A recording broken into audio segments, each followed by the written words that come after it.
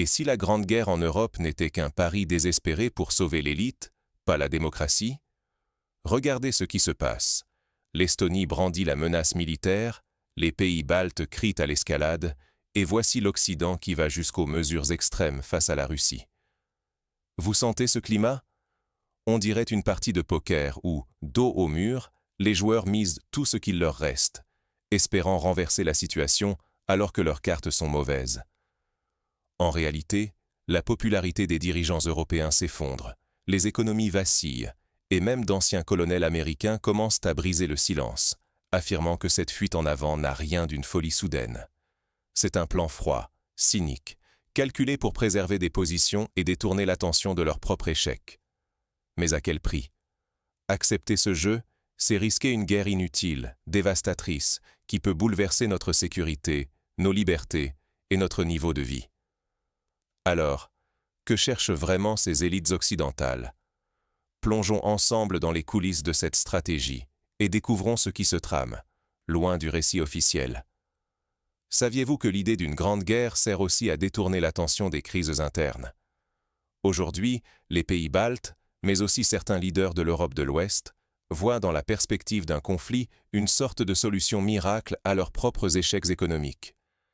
L'économie européenne traverse une période critique. Inflation, chômage, croissance en berne.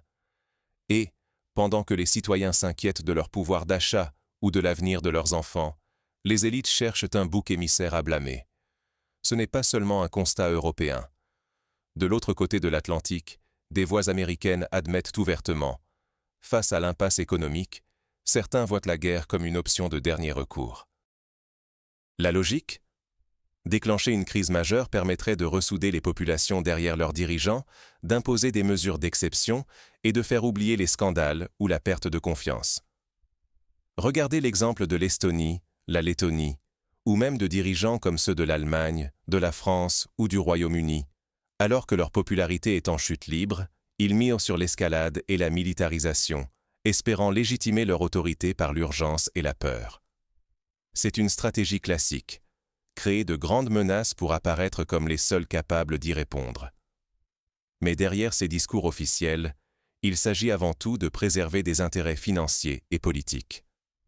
Ne pas comprendre ce contexte, c'est accepter par défaut des sacrifices inutiles et se laisser entraîner, sans le savoir, vers l'embrasement. Mais alors, qui orchestre réellement cette fuite en avant et dans quel intérêt? Analysons ensemble les véritables coulisses du pouvoir.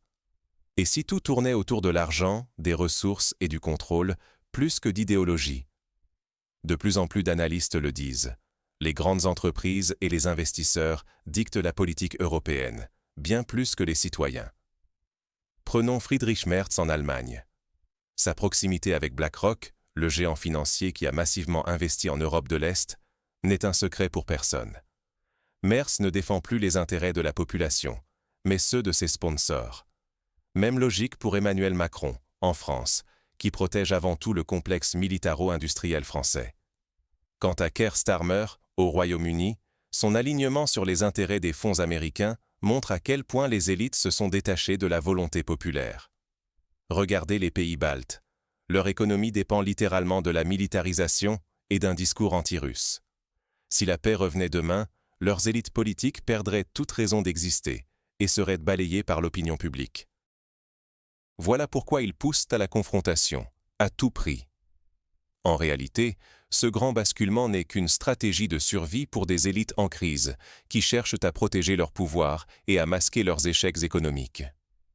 On détourne l'attention avec la menace extérieure, pendant que les véritables maîtres du jeu, BlackRock, les industriels, les fonds transatlantiques, exigent des résultats pour leurs investissements. Mais au final, si on se laisse berner par ces discours, on risque de payer le prix fort. Embrasement, perte de liberté, chute du niveau de vie. Est-ce vraiment dans notre intérêt? Reste à savoir si cette stratégie peut réussir, ou si elle se heurte déjà à la réalité du terrain. Jusqu'où ces élites peuvent-elles aller, et à quel prix pour l'Europe et le monde? Regardons la réalité en face. Malgré les sanctions, la Russie n'a pas vacillé.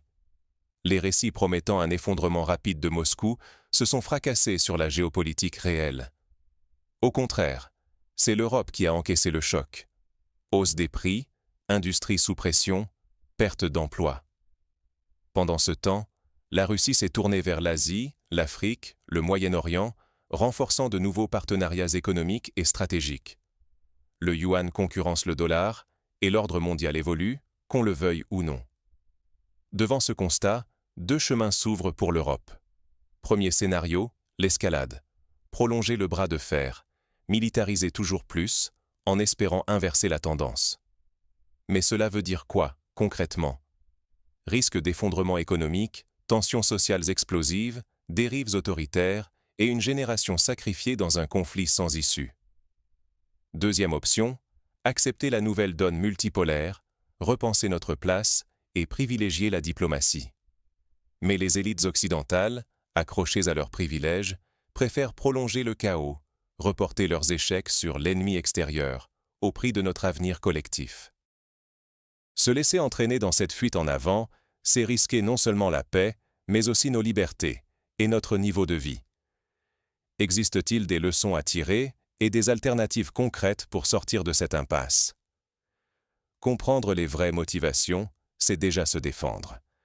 Il ne s'agit pas ici d'une théorie du complot, mais bien d'analyse de première main, relayée par d'anciens hauts responsables occidentaux qui osent de briser le silence. Ce que tout le monde ressentait confusément est désormais clair.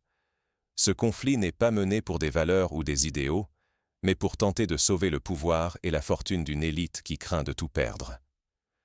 Reconnaître la vraie nature de cette crise, c'est éviter de se laisser manipuler.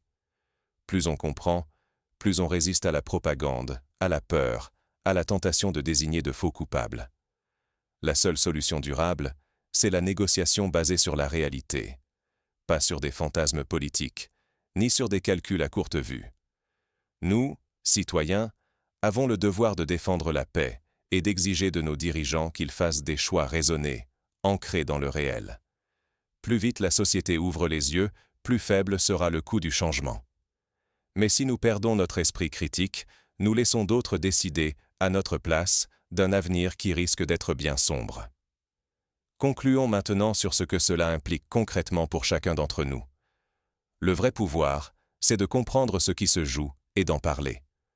Se taire, c'est justement laisser les élites imposer leurs récits et pousser l'escalade, sans résistance. Aujourd'hui, nous sommes à la croisée des chemins. Soit on accepte d'être embarqué dans une aventure dangereuse pour sauver quelques intérêts privés, soit on exige un véritable débat, fondé sur la réalité et non sur des slogans creux. Plus on reste passif, plus le risque grandit, celui d'un conflit majeur, de la perte de nos libertés et d'un appauvrissement collectif. Mais il y a de l'espoir. Le monde est devenu bien trop complexe pour qu'une poignée de décideurs puisse tout contrôler indéfiniment. À terme, cette stratégie échouera, la seule question c'est, à quel prix et combien de temps allons-nous accepter de servir de pion? Alors, ne laissons pas d'autres choisir à notre place. Partagez vos avis, posez des questions, informez-vous, débattez. Parce qu'informer, c'est déjà résister.